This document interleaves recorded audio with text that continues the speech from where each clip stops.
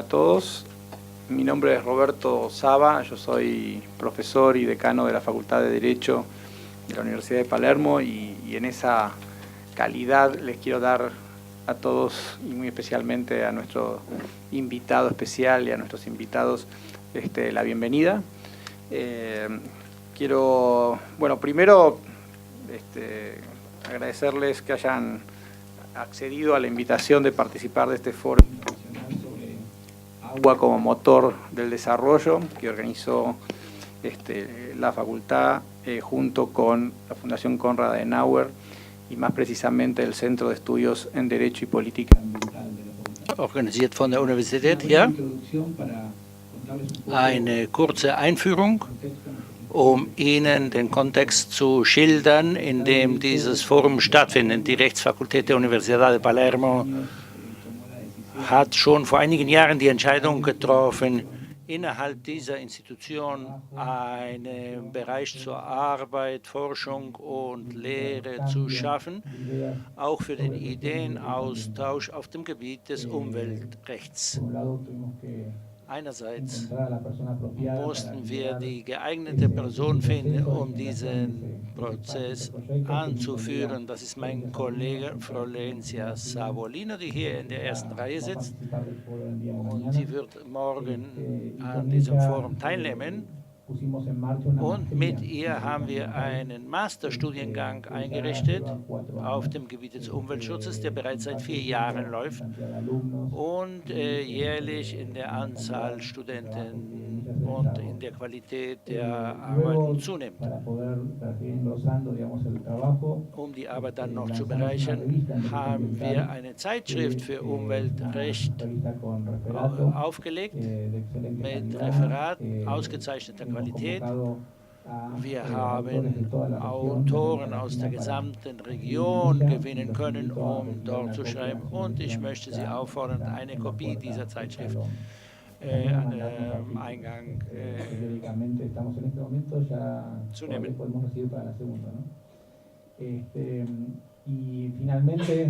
Und schließlich, vor etwa 1,5 Jahren, haben wir ein Studienzentrum für Umweltrecht und Politik ins Leben gerufen, wo auch ein Raum für die Forschung geboten wird.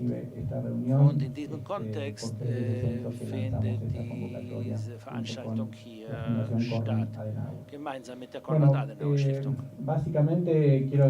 Ich möchte in der Hauptsache mich ganz besonders bei der Stiftung bedanken, die hier durch Christine Wiesemann vertreten wird. Ich wünsche Ihnen einen ausgezeichneten Austausch, der heute mit unserem Sondergast, mit unserem Ehrgast beginnt, den Christine vorstellen wird, und morgen fortgeführt wird mit den Themen, die uns über Wasserressourcen beschäftigen. Im Namen, wir danken der Adenauer Stiftung für die Möglichkeit der Zusammenarbeit und ich hoffe, es ist nur der Beginn anderer Projekte. Vielen Dank. Ich danke dir. Für uns ist es ein Vergnügen, mit Ihnen zusammenzuarbeiten. Es ist von dem ersten Treffen an ein Vergnügen.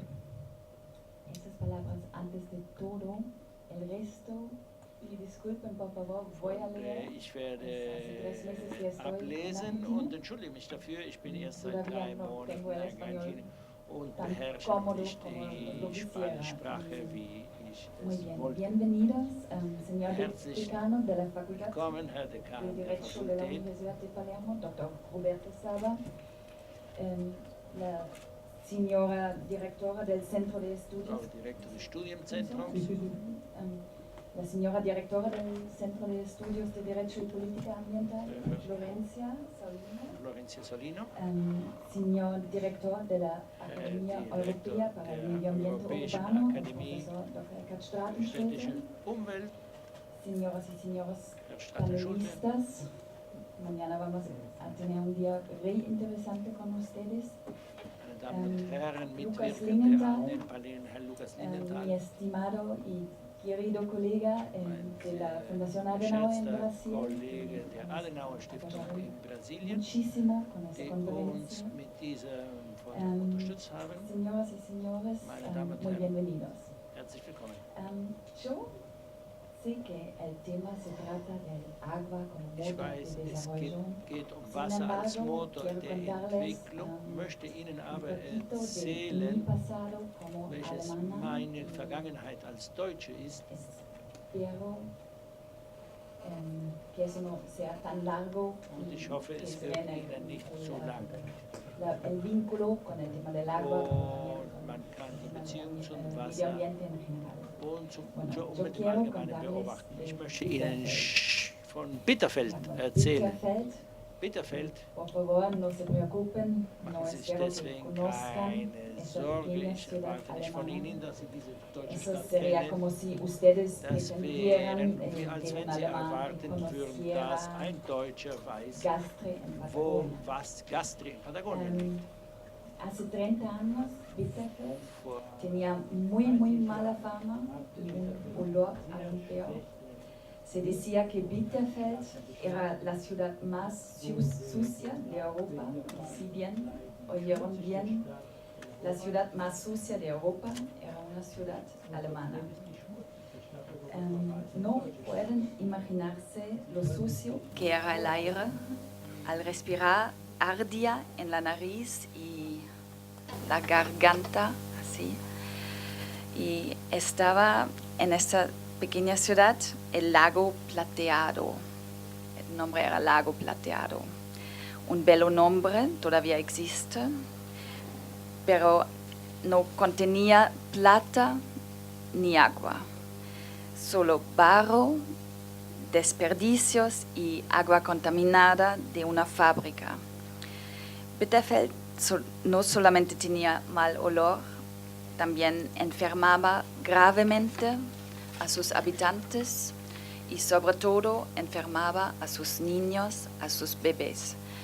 Y para algunas enfermedades los médicos ni siquiera tenían explicaciones ni nombres. Con mis papás, con mis padres, a veces pasábamos por Bitterfeld y no lográbamos entender cómo se podía vivir y además sobrevivir allí. Pero en esa ciudad vivían 20.000 personas, porque en Bitterfeld se ganaba bien. Yo nací y me crié en la RDA, es decir, en la parte comunista y privada de la libertad de la Alemania dividida hasta 1989. Y el comunismo prácticamente no tenía consideración por casi nada, tampoco por el medio ambiente. La naturaleza fue una víctima de aquella dictadura. La mitad de los bosques estaba muy enferma, la había enfermado la lluvia venenosa y todavía puedo recordar la imagen de los árboles sin hojas. Los pinos sin agujas eran como esqueletos. Que la protección ambiental era un deber del Estado estaba escrito en la Constitución, por supuesto, pero eso no tenía el menor significado. En la República Federal de Alemania, en estos tiempos la situación solo era un poco mejor. También allí los ríos y los bosques estaban enfermos. En los años 80 la protección ambiental se convirtió en un tema muy importante para los alemanes y de repente apareció el temor a destruir la naturaleza. Y hemos aprendido a tener en consideración por ella. Y cada día un poco más. Fue y continúa siendo un proceso que continúa hasta hoy. Y todavía hay quien considera que los ambientalistas son extravagantes o locos. Pero bien, la naturaleza nos ha perdonado, lo vemos, y ella puede hacerlo. Los bosques han recuperado su salud, los ríos están limpios nuevamente. Y Bitterfeld ya no tiene más olor. Vale la pena, nunca es demasiado tarde. y me alegro de que hayamos logrado organizar conjuntamente esta conferencia. Es el premio al esfuerzo de muchos y en primer lugar de la Universidad de Palermo, y quiero agradecer también a mi equipo en la Fundación Konrad Adenauer. Gracias a todos. Para la Fundación Konrad Adenauer en Argentina es un gusto apoyar este proyecto como socio de igual a igual y, por supuesto, no como maestro con un dedito acusador, porque también nosotros, los alemanes, tuvimos y tenemos que aprender a interpretar las señales de la naturaleza. Es un gusto para mí presentarles al profesor Dr. Edgard Stratenschulte, quien desde 1993 se desempeña como director de la Academia Europea y especialmente de la Academia Europea para el Medio Ambiente Urbano en Berlín. Representa a la Academia en los asuntos externos con la relación a temas medioambientales y además es un especialista en la integración europea, y de este ámbito se concentró en el estudio de los recursos hídricos compartidos entre 2 o más países europeos. En ellos, el profesor Stratenschulte ve al conflicto como un fenómeno que debe quedar en el pasado. El futuro, en cambio, aparece signado por las inmensas oportunidades de cooperación que estas cuencas ofrecen. Para nosotros todos espero que tengamos una conferencia exitosa con muchos debates interesantes y que esto solo sea el principio de nuestro compromiso conjunto acá en la Argentina y en todo Latinoamérica. Muchas gracias.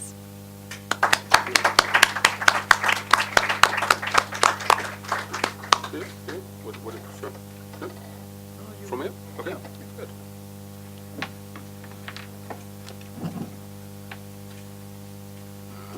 Gut so.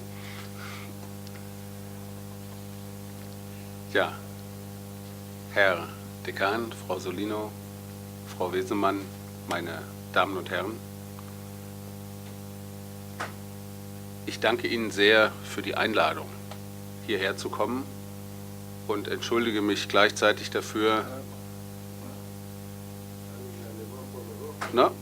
Na? Auf Deutsch und weiter. Aha. Now, yeah.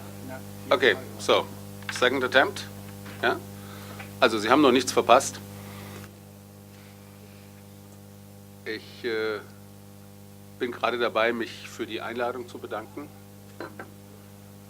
Ich bin ja mit etwas bangem Herzen hierher gekommen, wie man immer als Nicht-Jurist zu Juristen geht.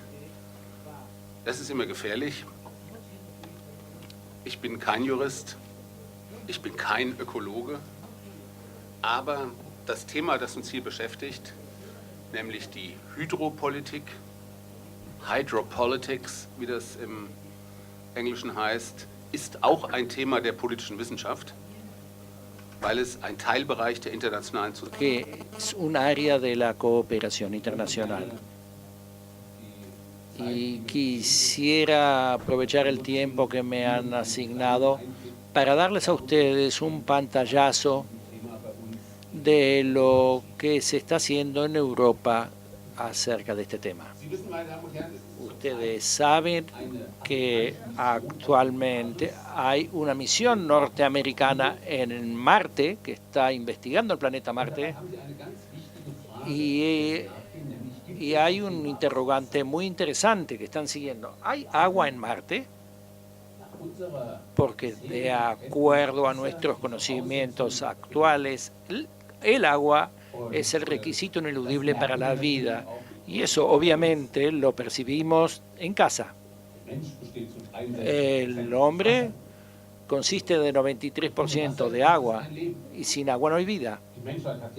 La humanidad ha vivido miles de años sin petróleo, pero nunca sin agua. Y por eso no es casualidad que los asentamientos humanos siempre se hayan establecido junto al agua. Es decir, necesitamos agua para beber, para regar, para vivir. Y este agua se encuentra en ríos, en lagos y en los mares. Y estas aguas cumplen con distintas funciones. No hace falta que se lo relate, simplemente lo recuerdo. Nos sirven de agua potable, sirven para regar los campos, pero también para el transporte, para obtener energía, la energía hidráulica cada vez más importante, para el esparcimiento y no por último también para transportar los efluentes. Es decir, que cuando nos ocupamos de la gestión del agua, nos ocupamos de la escasez de agua, de la calidad del agua y también del aprovechamiento del agua. Y ahí queda en claro que aquí hay varias funciones que entran en conflicto unas con otras. Y no es solamente el conflicto clásico entre la contaminación y la pureza, sino que hay muchos otros conflictos. Tomemos, por ejemplo, la generación de energía. La energía hidráulica es bienvenida, es ecológica, se genera de forma muy sencilla. El agua fluye, pasa por una turbina y de este modo se genera energía. Uno no puede estar en contra de esto, pero obviamente tiene consecuencias, porque estas centrales hidráulicas también son una intervención en la naturaleza. Antes se filtran las piedras que habitualmente arrastra el río porque rompen las turbinas, entonces se modifica la velocidad del caudal. Esto tiene efectos sobre la migración de los peces, es decir, que aún en caso de un elemento positivo, como en el caso de la energía hidráulica, también hay efectos secundarios y otros efectos que pueden conducir a conflictos. Es decir, que no solo tenemos el conflicto entre la preservación o pureza y la contaminación, sino entre turismo y transporte, entre transporte y esparcimiento y reserva de agua potable, entre transporte de sustancias contaminantes y la pesca, es decir, numerosos conflictos. Y esto significa que los ríos, las aguas en general, también los lagos y mares, necesitan de una gestión integral. Y esta gestión integral, a partir del momento en que se trata de aguas que traspasan un límite, pasan a ser un tema de las ciencias políticas, porque es una parte de las relaciones internacionales. Y es por eso que me atreví a venir aquí. Y está clarísimo que este es un enorme potencial para conflictos, sobre todo en el caso de ríos, porque en el caso de los ríos el aprovechamiento y las consecuencias negativas habitualmente no concuerdan. Es decir, aquí arrojo residuos al río, pero después el residuo no me queda delante de la puerta, sino que se va con el agua. Y las demás personas que están aguas abajo tienen el problema y yo me deshice del problema. Es decir, estas externalidades negativas son mayores en los ríos que en los lagos o en los mares, que también tienen otras dificultades. Es decir, que aquí hay un enorme potencial para conflictos, pero es interesante que la investigación científica nos demuestra que los problemas en la mayoría de los casos no se suelen resolver con el conflicto, sino con la cooperación. Y esto no dice tanto sobre el carácter básicamente pacífico de las personas, del cual uno podría dudar, sino que nos dice que una guerra, en un caso extremo, una amenaza de guerra o la amenaza de un desmedro, de una desventaja para otro, todavía no conduce a la propia ventaja, sino que una solución cooperativa a largo plazo es más económica y más sustentable que una solución con la amenaza de violencia o aplicación de violencia. Y es por eso que sorprendentemente que en un mundo lleno de conflictos y guerras,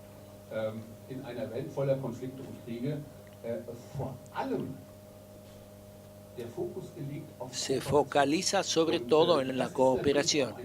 Y este es un tema para la Unión Europea, donde felizmente la amenaza de la guerra ya no tiene trascendencia, no tiene importancia. La hemos tenido por tiempo más que necesario.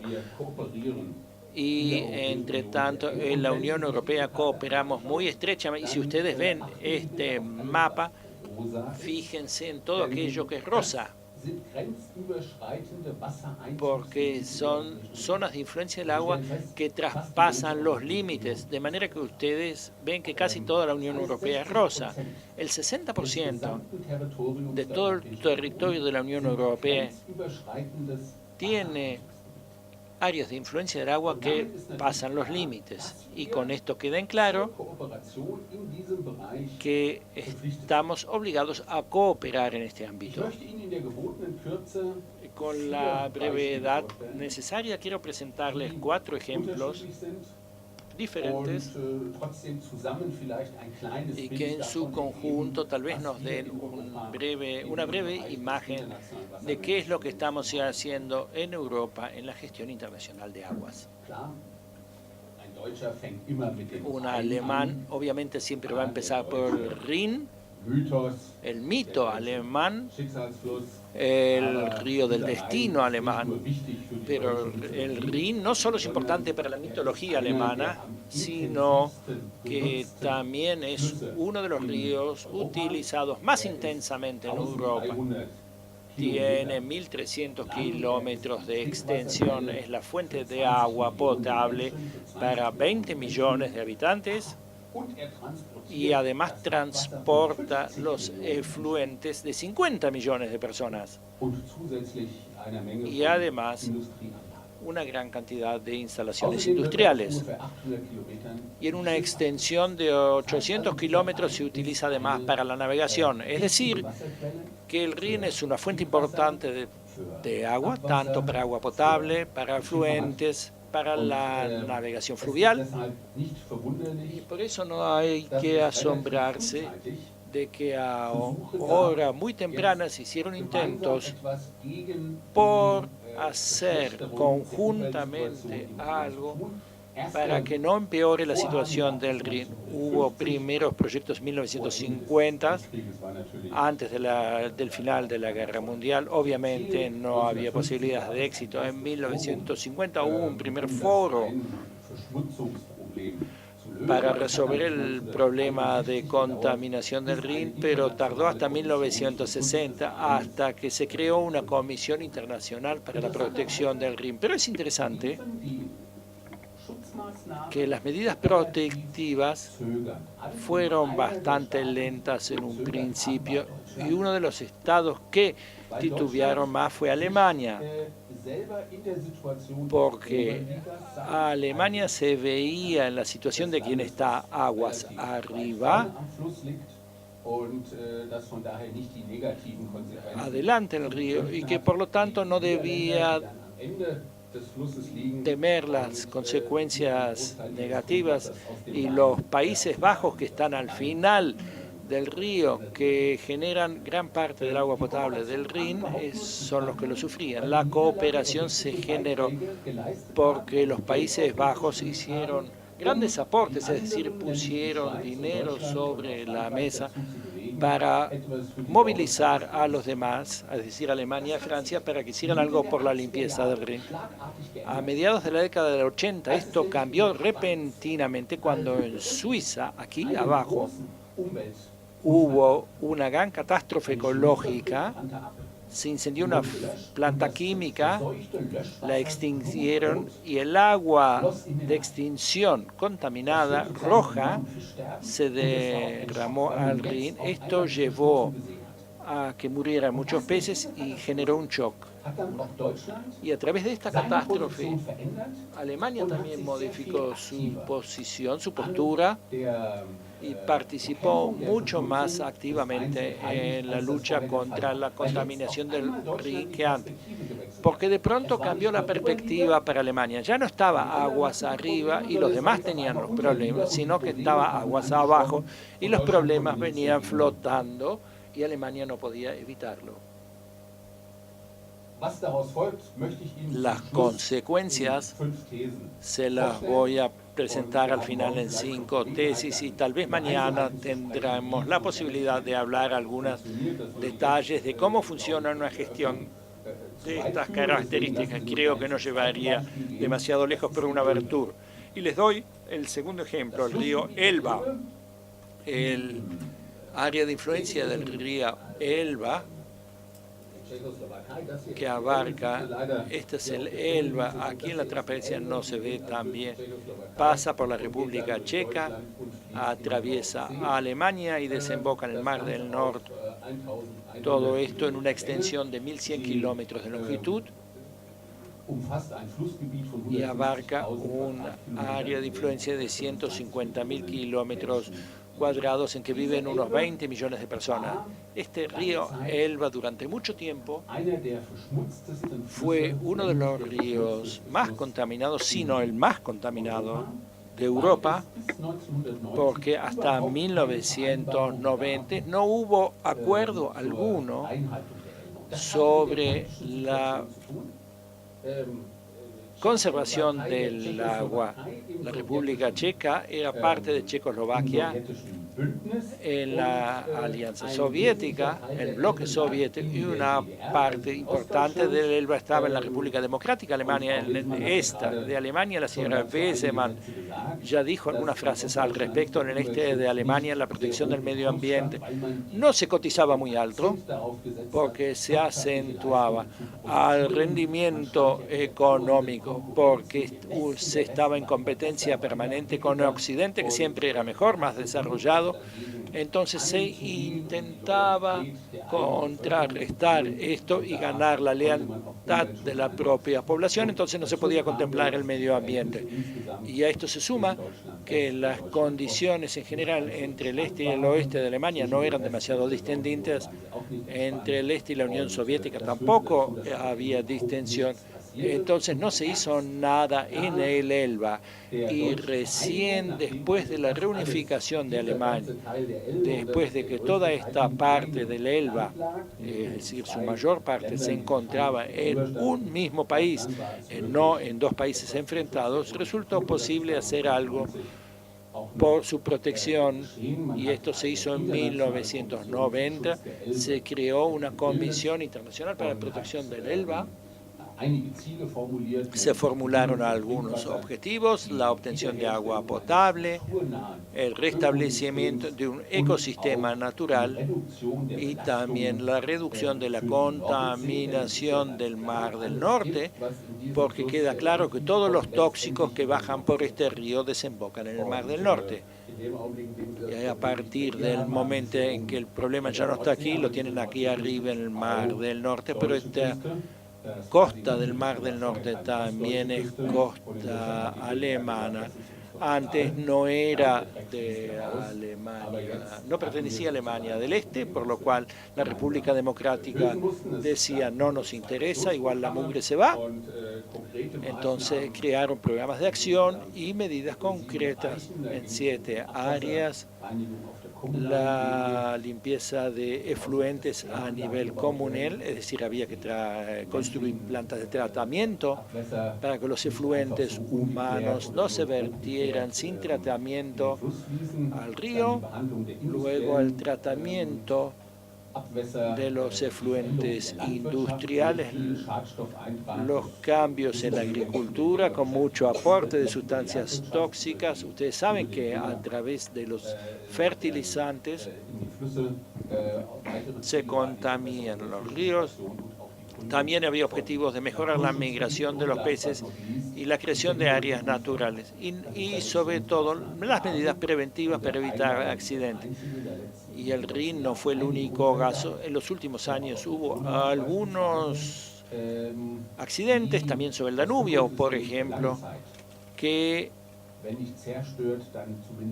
si no destruyeron, al menos contaminaron muchísimo el ecosistema y además exceden los límites de un Estado. Por lo general, un país en Europa no es tan grande, por lo tanto, uno pasa muy rápidamente de un país a otro. Para ambos ríos, el Rin y el Elba. Entre tanto, hay un marco conjunto que les quería presentar. Son los lineamientos marcos para agua de la Unión Europea, que suena muy técnico. Hay que saber que la Unión Europea tiene su propia legislación y tienen dos tipos de leyes. Son las reglamentaciones, es decir, leyes de validez inmediata una vez que son resueltas por la Unión Europea. Y el segundo instrumento, que en realidad es el primero, y acá caemos en manos de los juristas, son los lineamientos. Y estos lineamientos son leyes marco. No es una recomendación, sino es derecho vinculante, solo con la diferencia que los Estados miembros deben implementar los objetivos del lineamiento en su derecho nacional. Y lo deben poner en práctica. Un lineamiento suena siempre a que es un buen consejo: fume menos, tome menos Coca-Cola. Esos parecen ser lineamientos que uno puede obedecer o no. Pero los lineamientos europeos son vinculantes para todos los Estados miembros. Si no, usted es citado a la Corte Europea y puede ser sentenciado allí. Ahí la canciller alemana no va a la cárcel, no vamos tan lejos, pero sí conlleva a que el Estado miembro que infringe estos lineamientos o no los implemente puede ser condenado a multas que tiene que ir pagando hasta que reduce sus deficiencias.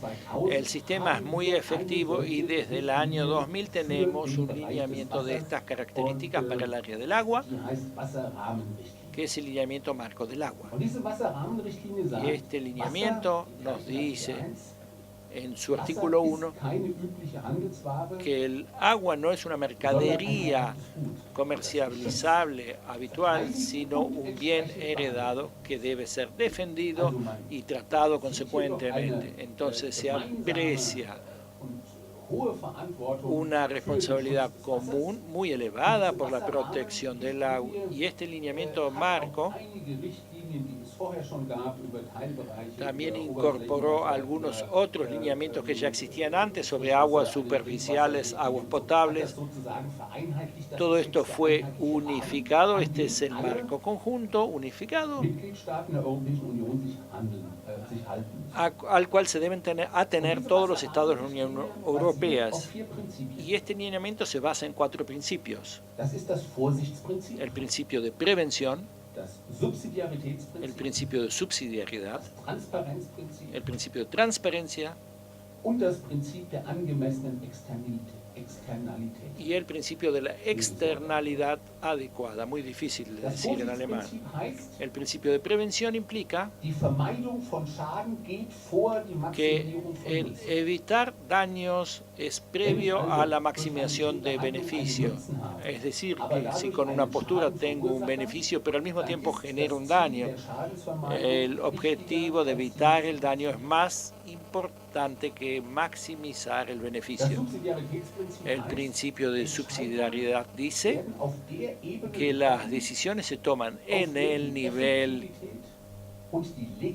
en que la efectividad y la legitimidad de la decisión son máximas. Es decir, no todo se decide arriba, sino que en la medida de lo posible se decide abajo, en la región, en cada uno de los Estados miembros, pero toda vez que no se puede resolver allí, debe resolverse en el nivel europeo. El principio de transparencia establece que la transparencia y la participación de los ciudadanos en todas las decisiones Y el principio de la externalidad adecuado dice que nadie puede tomar decisiones que perjudiquen a otros.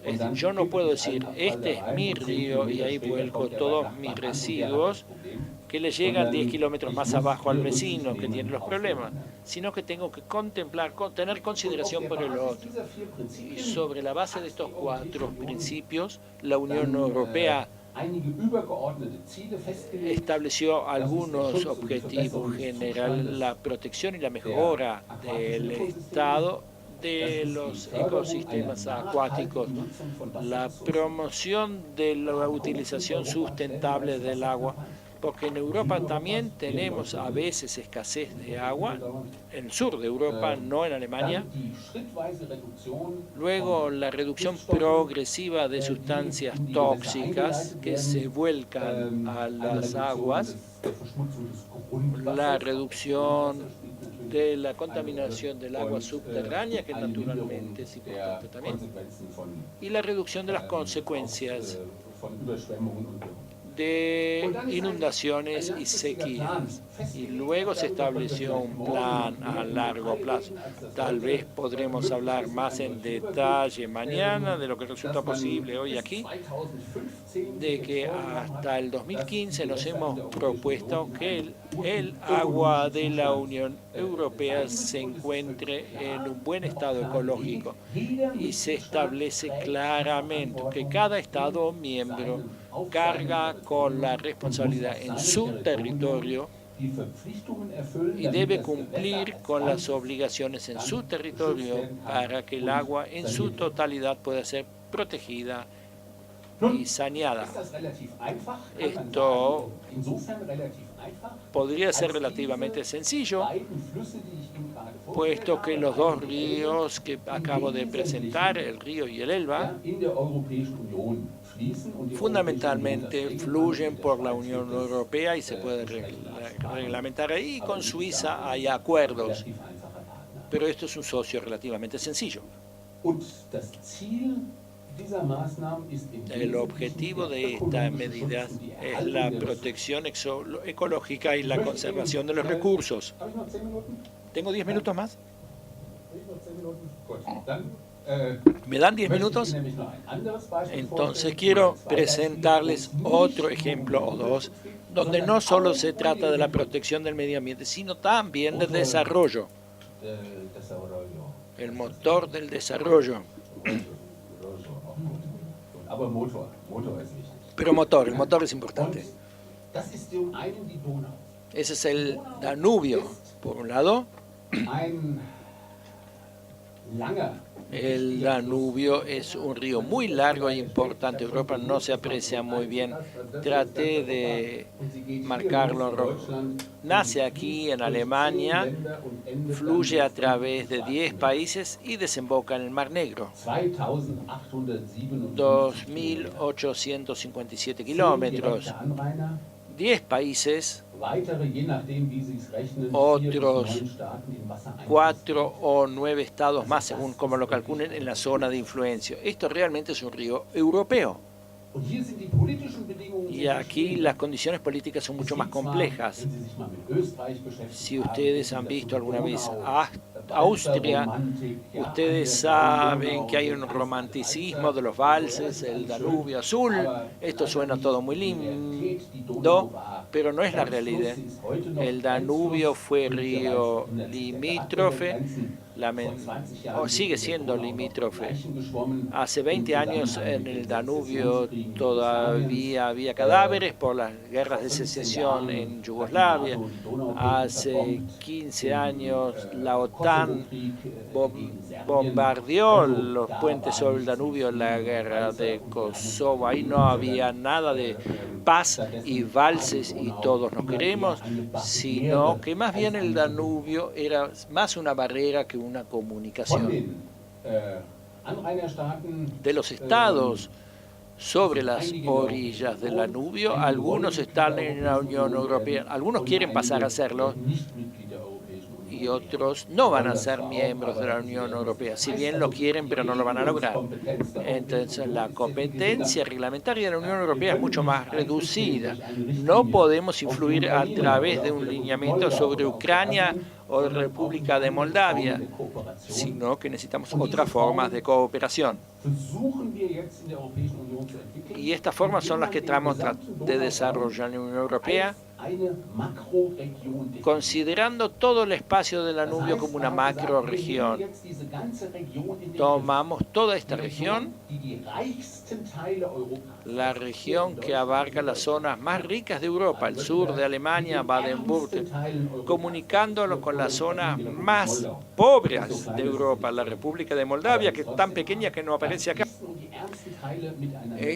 Comunicando entonces las partes más ricas y más pobres, y tratamos de construir una región. Y ustedes saben que las regiones siempre son construcciones.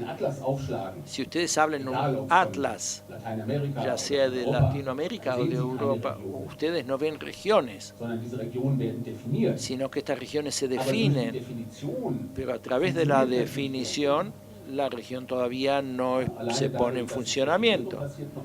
La definición sola no basta. Y ahora se hace el intento entonces de aplicar una estrategia macro-regional, no solo para proteger el Danubio, sino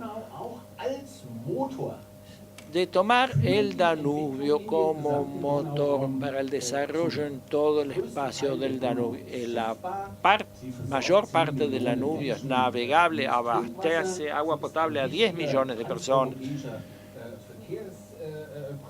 Es un corredor de transporte importante desde la Selva Negra hasta el Mar Negro, y a través de canales hay una comunicación del Mar del Norte hasta el Mar Negro. De manera que en muchos aspectos es un río muy importante, y aquí se hace el intento a través de una estrategia macro-regional, no solo de proteger el río, sino de utilizarlo también como fuente para desarrollar toda la región y para viabilizar esta macroestrategia. No es tan sencillo ponerse de acuerdo con 27 estados. Entonces se ha dicho que toda estrategia macro regional se basa en los tres no. No hay dinero adicional, no hay nuevas instituciones, y lamento, señores juristas, y no hay nueva legislación, sino que es el intento de tomar lo existente y a través de la cooperación lograr más y desarrollar de este modo toda la región, comunicando. Por eso nos concentramos en 4 columnas, es decir, la vinculación, es decir, la movilidad, la multimodalidad. Es bueno tener un puerto en el Danubio, pero de nada le sirve si no hay rutas o vías férreas que lleguen hasta allí. Porque para esto también se necesitan planes para esto, y en concreto resulta sumamente difícil. En 500 kilómetros, el Danubio es el río limítrofe entre Bulgaria y Rumania. Y en estos 500 kilómetros hay un solo puente que cruza el Danubio. En Budapest, en la capital húngara, hay 9 puentes. Y aquí hay un puente en 500 kilómetros.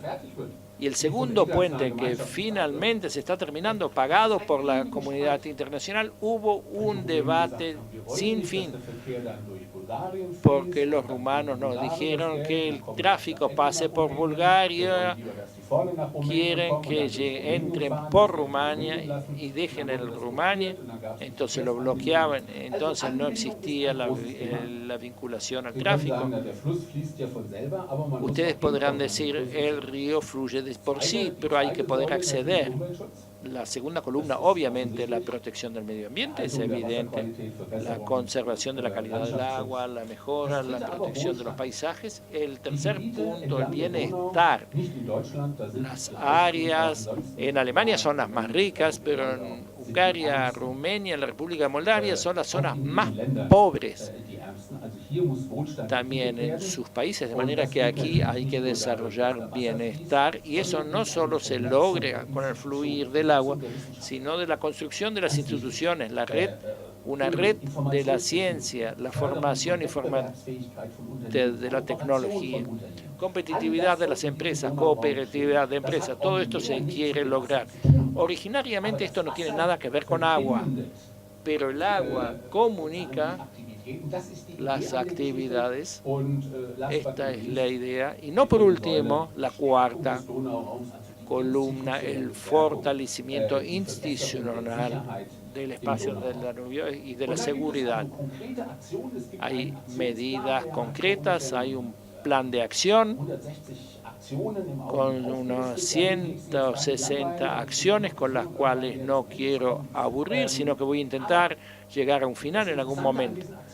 Pero lo interesante de estas acciones es lo siguiente. Las acciones siempre tienen distintos socios y tienen un lead partner. Hay uno que tiene la manija, y si nadie toma la manija, entonces toda la acción no se realiza. No es que algún burócrata en Bruselas piensa queremos hacer esto o aquello. Es decir, si no surge de la región, entonces no se realiza.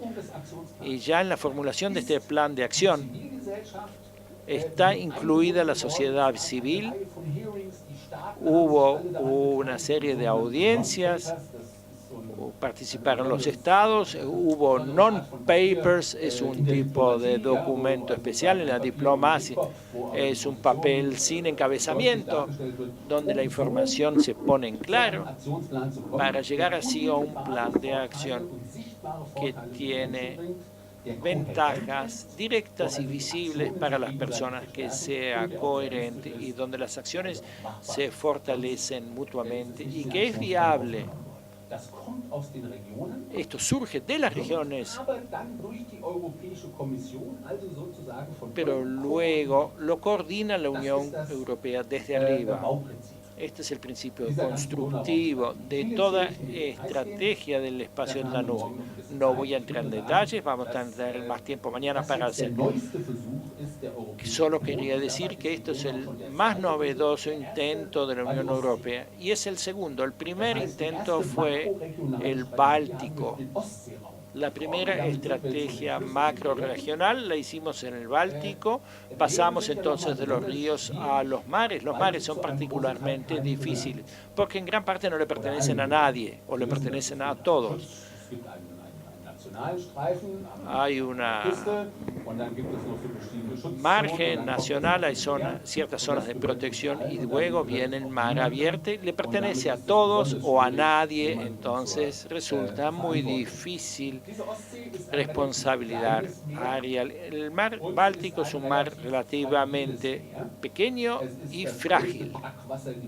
Es la zona de aguas de mezcla de aguas saladas y dulces con un ecosistema muy especial. Tiene un intercambio de aguas muy reducido. Solo el 3% del agua del Báltico se intercambia y esto significa que la mugre que está ahí adentro también permanece ahí adentro 30 años. El mar Báltico tiene un promedio de 30 metros de profundidad. El Mediterráneo tiene 1.500 metros de profundidad. Entonces es muy susceptible ecológicamente. Este mar en parte está muerto, se ha pescado en exceso, se utiliza muchísimo también para el transporte. Y aquí también se ha dicho, tenemos que proteger el Báltico. Hay emprendimientos desde la década del 70. Hay una comisión de Helsinki que se ocupa del tema. Pero queremos una estrategia macrorregión. Toda esta macrorregión del Báltico hay que desarrollarla porque va a simplificar también la solución de las cuestiones ecológicas. Hay 9 países en sus orillos, de los cuales 8 están dentro de la Unión Europea. La desventaja es que el 9º es Rusia. Y Rusia No es un socio sencillo y agradable. Hay una serie de objetivos, como también en el Danubio: mejorar las condiciones ecológicas, mejorar el bienestar, el acceso al Báltico, incrementar el atractivo y también la seguridad en el Báltico. En alemán es sencillo. En inglés tenemos safety y security, dos términos, y nos referimos a ambos. Security como seguridad ante ataques y safety como seguridad relativa a catástrofes ecológicas, como por ejemplo catástrofes con barco cisterna. Aquí tenemos un plan similar que en el Danubio. En realidad es al revés, porque el Danubio es posterior. Hay distintas áreas de prioridad. Hay lead partner que coordinan los distintos proyectos, y por encima, como coordinador general, tenemos a la Comisión Europea, que se ha de ocupar que estas medidas se implementen, pero que no tiene atribuciones ejecutivas, no pueden dar órdenes, no es Putin o Obama quienes dicen ahora se hace tal o cual cosa, sino que se ocupan que las actividades se realicen. Estas son entonces nuestras experiencias, esto es lo que estamos haciendo. Si me pregunta cuál fue el resultado en el Danubio, en el Báltico, entonces les puedo decir, yo tampoco lo sé, porque las estrategias todavía son demasiado recientes para poder producir resultados realmente en una situación en que no hay dinero adicional, sino donde el Estado debe focalizar el dinero que tienen o que reciben de la Unión Europea para estos espacios macroestratégicos. Habrá que esperar algunos años para poder hablar de resultados o ausencia de los mismos. Para finalizar, si me lo permiten, sintetizar en 5 tesis lo que acabo de bosquejar aquí. La primera tesis sería muy sencilla, muy barata. Cuanto más claramente se aprecian los intereses propios, tanto mayor es la disponibilidad a la cooperación. Y esto se pudo muy bien en el caso de Alemania y el Danubio y el Rin. En el momento en que el Rin se puso rojo en Alemania, hubo disposición a la cooperación, y antes había muy poco interés. De manera que cuanto más claramente se ven los intereses propios, tanto mayor la disponibilidad a la cooperación. Y esto es interesante para la segunda tesis. No es sencillo, pero relativamente más sencillo. Es compensar los intereses en el marco de una red de cooperación vinculante como la es la Unión Europea. Por la sencilla razón, porque hay más bargaining chips sobre la mesa. Hay varias cosas que se pueden combinar. Si yo tengo un problema monotemático, contaminación ambiental, por ejemplo, la papelera en Uruguay, volcar los residuos o no, eso es difícil de resolver. Pero si estoy en una comunidad donde se negocian 10 cosas, recursos estructurales para ampliación del aeropuerto, la conservación del río, regulación especial para los astilleros y 1000 cosas más, entonces es mucho más sencillo llegar a un acuerdo que cuando la formulación de un problema es monotemático. Y aun cuando es difícil y todos se tienen que poner de acuerdo, en última instancia podemos decir que es relativamente más sencillo combinar los intereses en el marco de una red vinculante basada en la cooperación. Tercera tesis: las aguas comunes nos obligan a cooperar. No tenemos opción, pero esa cooperación también se puede aprovechar para desarrollar esta región a ambos lados de la frontera. mejorando el aprovechamiento más allá de la protección de las aguas. Es lo que estamos intentando con la estrategia del Danubio y del Báltico. Recurrimos a la necesidad de cooperación en el ámbito ecológico como trampolín para una cooperación más amplia.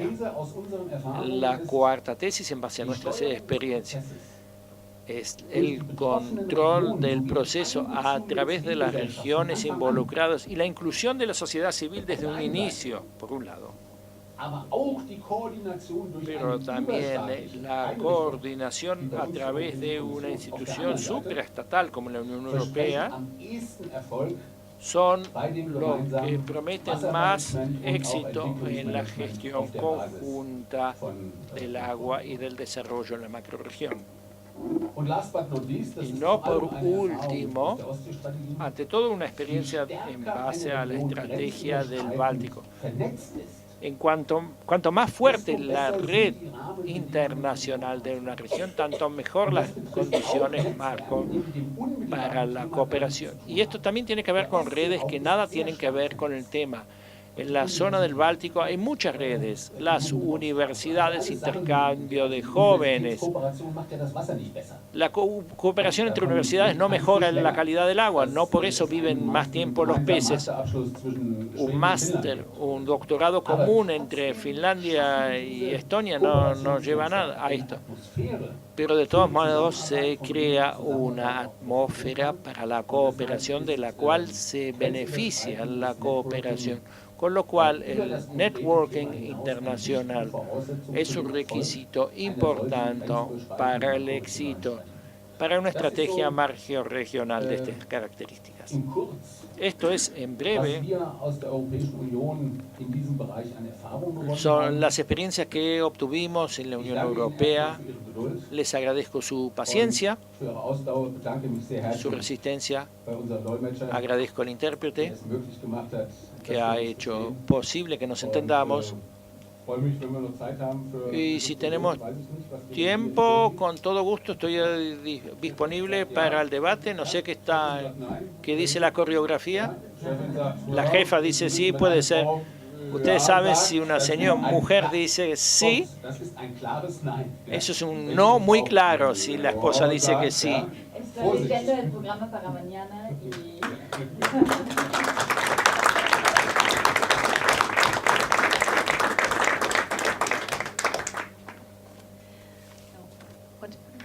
¿Quieres, Roberto? No, yo diría que como tenemos mañana todo el día para la discusión y había gente que va a estar mañana solo, pero también ustedes probablemente van a estar mañana.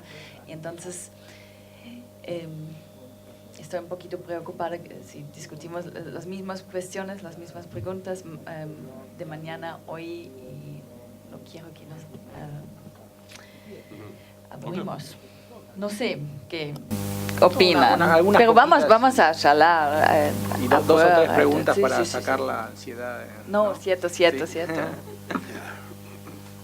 que bueno, si hay dos o tres preguntas, ¿te parece? Esperen el micrófono, así pueden traducir. Sí, ¿cómo se fijan las prioridades entre la Unión Europea para ver cuál es la zona o el río o el mar que hay que atacar primero, cuál segundo y cuál tercero?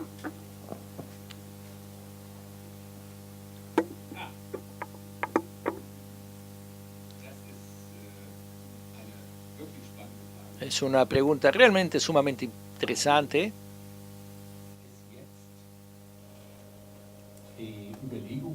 Porque ahora se está pensando, después de estas dos primeras estrategias macro-regionales, ir creando otras macro-regiones. Hay muchos otros que también quieren.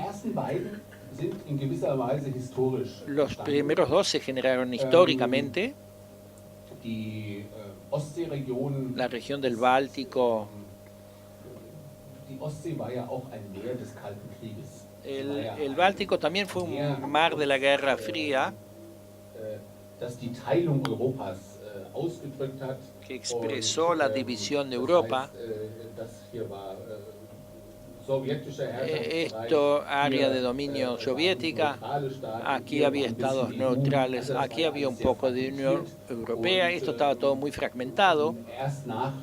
Recién después del colapso de la Unión Soviética y del proceso de acercamiento de los estados de la ex Unión Soviética, resultó posible hacer algo. Esto se generó políticamente en la década del 90 en el Consejo del Báltico, donde los estados se reunieron por primera vez, y de ahí surgió el impulso donde se dijeron hay que hacer más. Formalmente hay tres posibilidades. O bien el impulso surge del Parlamento Europeo, ya que tenemos un Parlamento de elección directa en la Unión Europea, o surge de la Comisión o del Consejo, o sea, los representantes. Aquí surgió a partir del Parlamento, y el mismo caso se dio en Danubio. Había un grupo de presión político muy fuerte para el Danubio,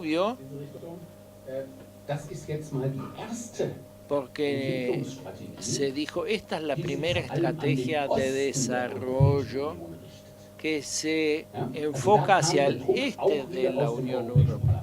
Ahí también la presión vino del Parlamento Europeo, es decir, de algún lado tiene que venir una presión. En el caso del Báltico había un trabajo previo muy bueno y el Parlamento Europeo, bueno, aprovechémoslo y hagamos más. En el Danubio fue más bien un nacimiento por forceps, y si va a funcionar todavía no lo sabemos. Claro que es más fácil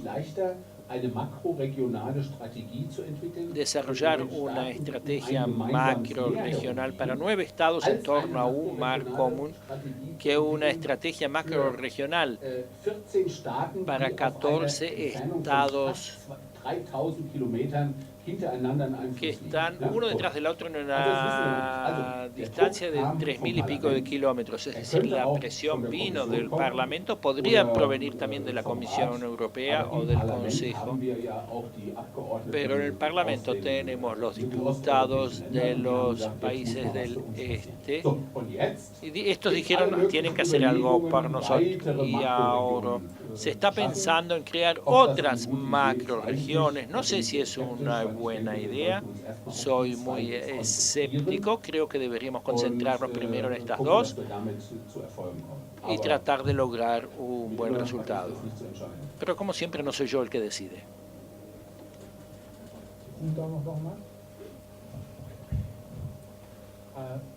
Quería felicitarlo, profesor. Ich wollte una exposición inspiradora. Yo quería preguntarle, en una región como la latinoamericana, en donde hay países que tienen mercados de agua y en donde el agua tiene un doble rol, es decir, este rol del bien público, del bien que tiene un funcionamiento de servicio ambiental, pero por otro lado es un bien transable en un mercado donde se vende, se compra, se transfiere. ¿Usted ve alguna posibilidad que en América Latina se genere algún tipo de sinergia como las que nos está mostrando?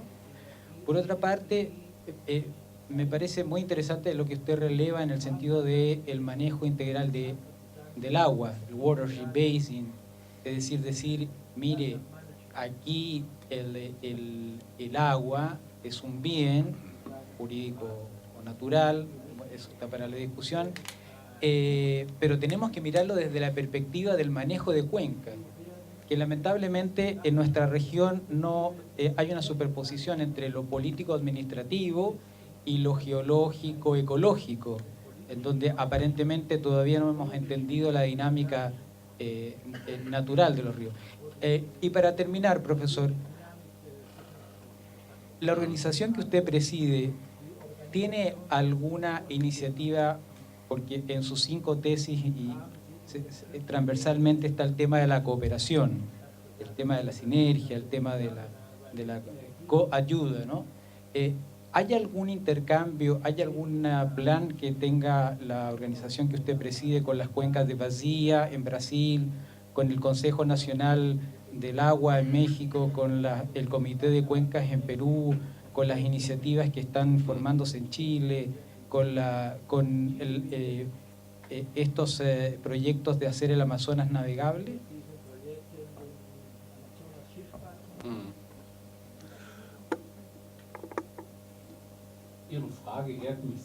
Su pregunta me honra mucho. Para comenzar por lo último, pero sería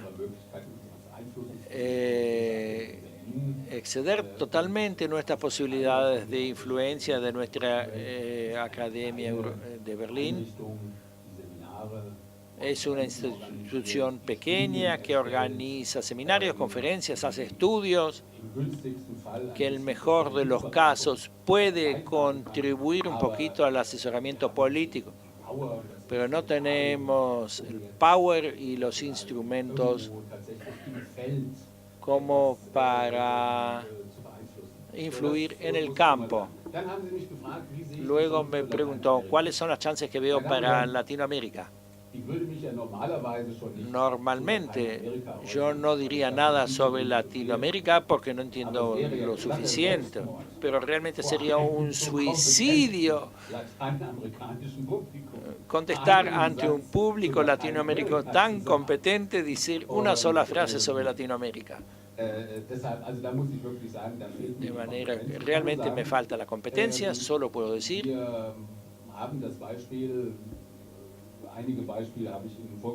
Les presenté algunos ejemplos. Si tuviéramos más tiempo, podríamos ver todas las cuencas. Sí sabemos que la cooperación vale la pena. Y fuera de Europa tenemos el ejemplo contrario, y es Asia Central. Y no quiero retener a nadie, tal vez tengan otras cosas que hacer en la vida y en el día de hoy. 2 frases solamente. En Asia Central hay 5 estados, de los cuales 2 están sobre la montaña y tienen agua, y 3 están abajo y no tienen agua. Y los 3 que están abajo tienen petróleo y gas, y los 2 que están arriba en la montaña no tienen petróleo y gas. Uno podría pensar que es relativamente fácil de resolver, cambiar agua por petróleo. Y así funcionaba cuando los 5 estados eran miembros de la Unión Soviética, porque ahí Moscú mandaba. Moscú decía, entregas tanto petróleo, tanto gas, y ustedes les mandan agua. Y ahora esto ya no existe. Y ahora surgen las particularidades que ustedes conocen mejor que yo. Y donde se dice que todo lo que está bajo tierra le pertenece al Estado, el petróleo, el gas, y todo lo que está sobre la tierra le pertenece a todos. Y por eso los que están abajo en el valle dicen, con todo gusto les podemos mandar petróleo y gas, pero lo tienen que pagar. Y los de arriba dijeron, también les podemos dar agua, pero también la tienen que pagar. Por lo tanto, hubo una enorme discusión por lo que los de abajo dijeron, están locos, nunca pagamos por el agua. El río nos pertenece a todos y por eso no lo pueden detener. El agua tampoco se puede frenar, sino que la cuestión es cómo se aprovechan los 12 estados que están en la montaña. Tayikistán y Kirguistán utilizan el agua para generar energía, pero necesitan la energía en invierno porque ahí hace mucho frío. De manera que de esa gota no dejan correr el agua en invierno. El agua llega abajo, pero en la época del año equivocada. Y el estado que está abajo tiene una gran producción de algodón, muy contaminante también, y le llega el agua en una época equivocada. Y hasta ahora no se logró, después de desaparecer la Unión Soviética como instancia reguladora, resolver el conflicto. Y nosotros como Unión Europea tratamos de mediar. Claro que en Asia Central nosotros no tenemos un rol de liderazgo, pero es difícil. Yo creo que este es el ejemplo contrario, como la falta de cooperación impide el desarrollo en los 5 países. Pero ¿cómo es la cuestión en Latinoamérica? Eso lo tienen que decir.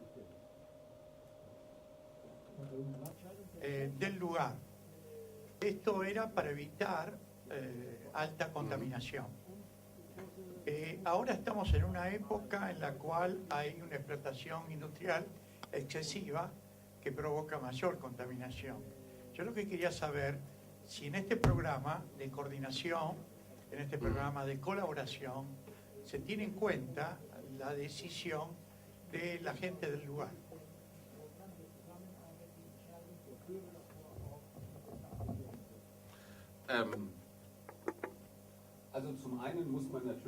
Por un lado, a ustedes como juristas no hace falta que se los diga, siempre hay que tener en cuenta que entre la norma y la realidad hay una diferencia. Los principios que yo expuse aquí no significa que se cumplan en todas partes. Sí que aspiramos a ello, pero que también tenemos un instrumental con el cual podemos presionar para que se cumpla. Porque yo como ciudadano alemán, y enseguida paso a Italia, puedo demandar a mi gobierno de Alemania si el agua no tiene la calidad de acuerdo a las normas europeas. Y puesto que hay un derecho europeo que se vuelca también una ley alemana sobre aguas, y si mi gobierno viola esto, si yo me caigo, tengo un gomón y voy por el río y me cae al río y compruebo que el agua está más contaminada del que vieron, puedo demandar a mi gobierno. Esto es bastante bueno. Y claro que en Italia también es así. Claro que en general en Italia la diferencia entre la formulación y la aplicación del derecho tal vez es un poco mayor que en Alemania. Todos nosotros lo sabemos. Todo el lineamiento marco para el agua se basa en la participación, es decir, es importante incluir a los ciudadanos del lugar, pero también limita la soberanía, debiéndose tener en cuenta el interés de la totalidad. Yo no puedo decir, soy el intendente del pueblo y yo solo decido, o con mi municipio, con mi comunidad decido y nosotros vamos a volcar todos los afluentes al río. Eso no va. Participación sí, responsabilidad propia sí, pero no en la medida de que cualquiera puede hacer lo que quiere, sino este es el sentido de la reglamentación, de que todos se deben comprometer. El hecho de que en detalle, en todos los casos, se dé esto, que justamente en aquellos países donde el derecho no ha llegado tanto a la sociedad como en otros países. Y ustedes saben que sobre todo en el sur de Italia pasan muchas cosas que no concuerdan del todo con nuestras ideas de justicia. Esto es otra cuestión, pero en principio todo el derecho de agua se basa en participación y responsabilidad.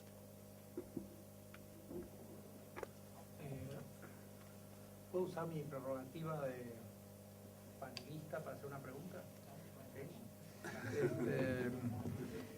No, porque, a ver, mi área de trabajo es el derecho constitucional y los derechos humanos, así que tengo una pregunta desde esa perspectiva. Usted sabe, profesor, que en América Latina, o en la región, más allá de América Latina también, funciona un sistema interamericano de protección de derechos humanos. Y este sistema crujió, digamos, justamente con un caso que involucra el manejo de recursos hídricos en Brasil, en el caso de Belo Monte. Que, digamos, el Estado de Brasil emprendió una obra pública, una represa, y entró en conflicto con una comunidad indígena del norte de Brasil.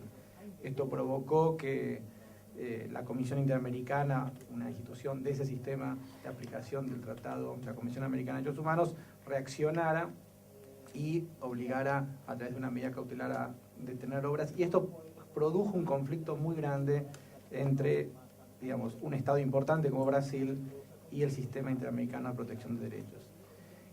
Esto para algunos puede ser, lo vemos como una primera escena en algo que podría ser una preocupación de los futuros años, digamos, un conflicto entre desarrollo y derechos humanos en la región, y que, digamos, nos hace pensar cómo manejar este conflicto. Usted empezó su conferencia justamente haciendo énfasis en un enfoque de conflicto. Me preguntaba si en Europa enfrentan una situación parecida, digamos, este conflicto entre derechos y desarrollo, y en particular con los estados menos desarrollados de la Unión Europea.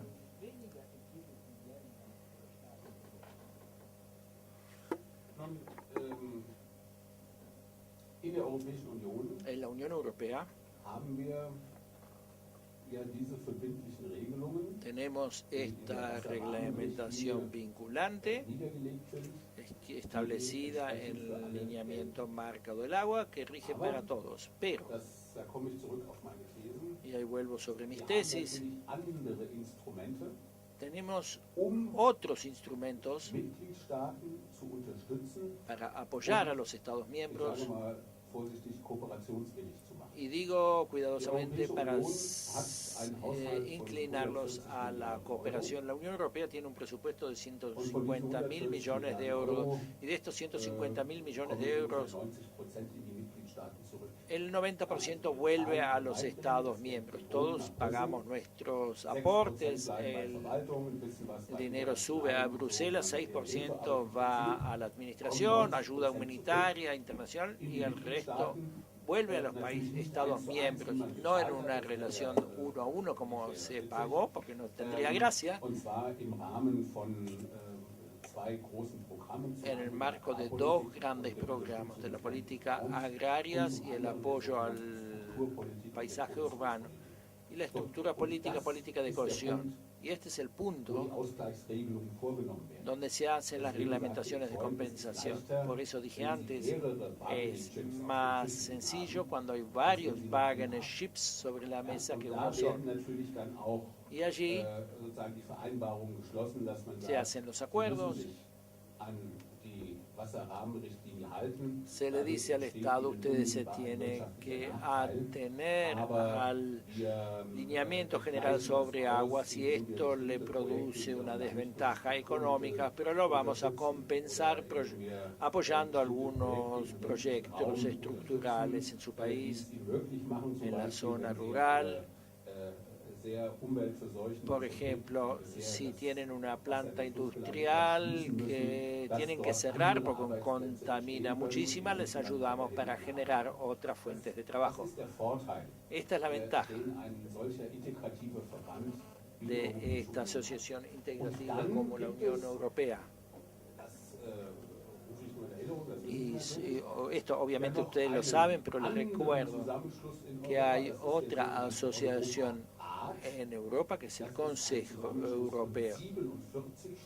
Es una asociación de 47 estados, la Unión Europea tiene 27, y este Consejo Europeo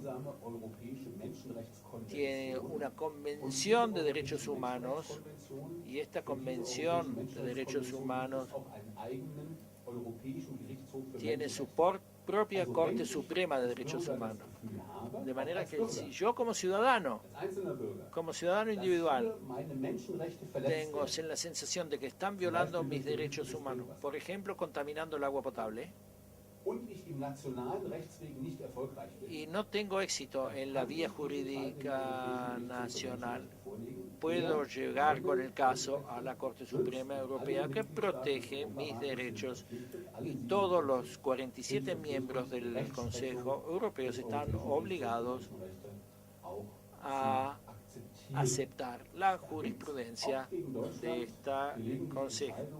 esta Corte Suprema. También hay decisiones realmente dolorosas contra Alemania también, no en el área ecológica, hay delitos sexuales, etcétera, cuestiones difíciles, pero tenemos que atender. Pero en la Unión Europea tratamos de que el conflicto no surja, y en el caso del agua no surge sí en otra área donde no tenemos una legislación conjunta, y es la cuestión de la generación de energía a través de centrales nucleares. Ahí no hay una legislación conjunta de la Unión Europea. Hay estados que la tienen, hay estados que no tienen centrales nucleares, hay estados como Alemania que sí tienen centrales nucleares, pero las están cerrando porque les resultan muy peligrosas. Y aquí es sumamente difícil. El primer gran accidente central nuclear fue en el 86 en Chernobyl, pero nos afectó en toda Europa. Todos nosotros sabemos que una central nuclear explota en un país, afecta a muchos otros países europeos. Y aquí la Unión Europea no tiene posibilidades de influencia porque no tenemos legislación común. En el caso del agua sí la tenemos. Muchas gracias.